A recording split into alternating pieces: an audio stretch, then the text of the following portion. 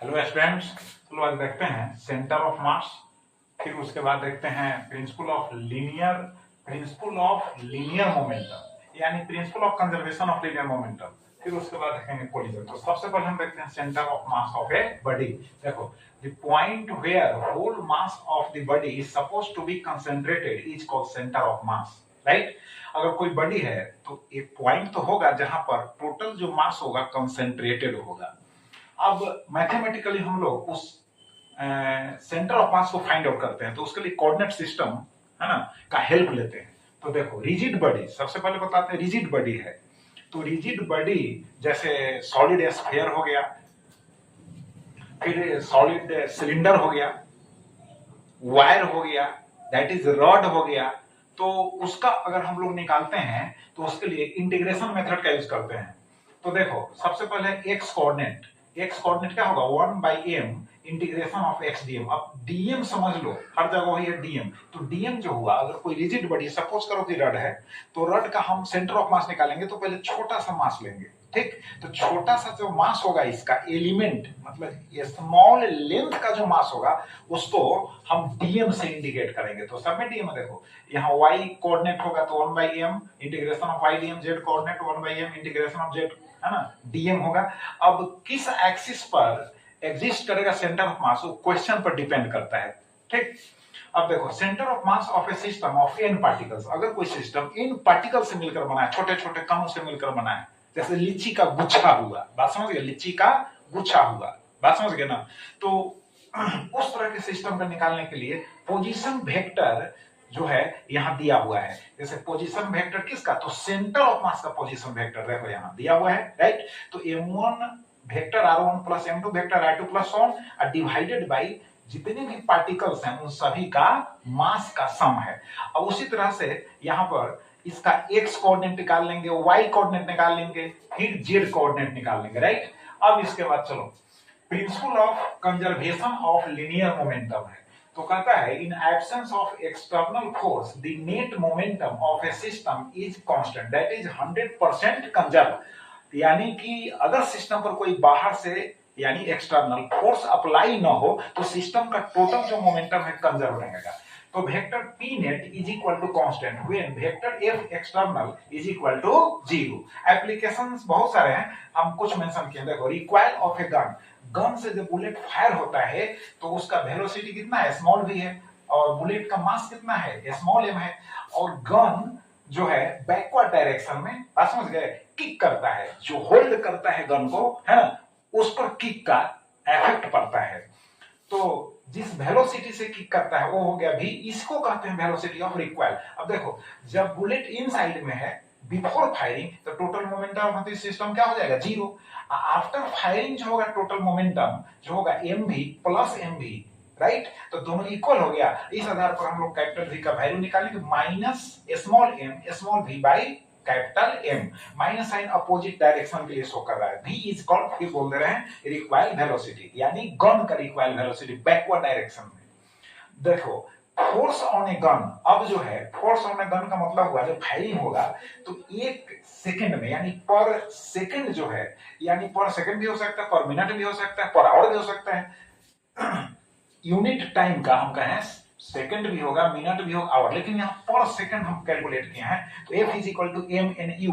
देखो, m हो गया मास बुलेट का, n हो गया नंबर ऑफ बुलेट्स, है ना, शॉट पर यूनिट टाइम में नंबर ऑफ बुलेट्स, यू क्या हो गया, उसका वेलोसिटी हो गया। तो इस आधार पर हम फाइंड आउट कर सकते हैं कितना फोर्स गन पर लगाना पड़ता है। जो गन होल्डिंग करता है, बात समझ, तो गन तो बैकवर्ड में किक करेगा, और उसको बैलेंस करने के लिए जो होल्डिंग करता है आदमी, जो उसको, है ना, होल्ड करता है, उसको फोर्स लगाना पड़ता है, राइट। अब देखो, rockets and jet planes work on this principle. Rocket और जेट प्लेन्स जो होता है वो भी लीनियर मोमेंटम के कंजर्वेशन प्रिंसिपल पर वर्क करता है। जैसे अब सपोज करो कि रॉकेट में जो फ्यूल होता है वो गैसियस स्टेट में, बात समझ गए ना, भी होता है और लिक्विड फॉर्म में भी होता है।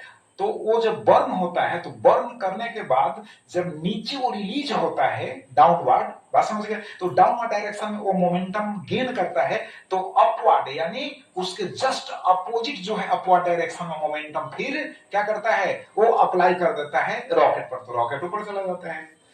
नेक्स्ट देखो कोलिजन। कोलिजन का मतलब है the mutual interaction between two bodies is called collision. दो बॉडीज के बीच में म्यूचुअल इंटरेक्शन जो होता है उसी को हम कहते हैं, एक दूसरे के प्रति जो अन्योन्य क्रिया, बात समझ गए ना, उसी को हम कहते हैं कोलिजन यानी संघात यानी टक्कर। अब देखो ऐसा नहीं है कि जब बॉडी कोलाइड करेगा तो ऐसा नहीं है कि दोनों कांटेक्ट में ही आएगा, दोनों एक दूसरे को टच करेगा। अब जैसे कभी टच नहीं भी करेगा तो कोलिजन होगा। अब जैसे देखो अल्फा पार्टिकल का जो बम्बार्डमेंट होता है रदरफोर्ड मॉडल में आपने सुना होगा, तो उस अल्फा पार्टिकल जो न्यूक्लियस है उसे क्या होता है, रिपेल होता है। अल्फा पार्टिकल भी पॉजिटिव, न्यूक्लियस भी पॉजिटिव, तो रिपेल होता है, ऐसा नहीं जाकर टच कर जाएगा तभी कोलिजन माना जाएगा।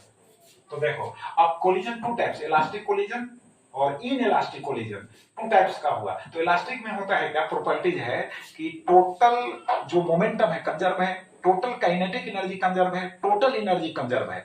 और ऐसे सब एटॉमिक जो पार्टिकल्स है, एटॉमिक पार्टिकल्स, वही सब एटॉमिक पार्टिकल्स के बीच जो कोलिजन होता है वह इलास्टिक होता है। नॉन इलास्टिक में क्या हुआ, जो जनरल लाइफ में जो कोलिजन्स होते हैं वो नॉन इलास्टिक होता है। नॉन इलास्टिक में मोमेंटम कंजर्व है, काइनेटिक एनर्जी कंजर्व नहीं है, उसमें लॉस होता है, आप समझ गए। और जो लॉस होगा वह हीट एनर्जी और साउंड एनर्जी में कन्वर्ट हो जाता है। दैनिक जीवन में जो कोलिजन है, बात समझ गए, वह नॉन इलास्टिक है।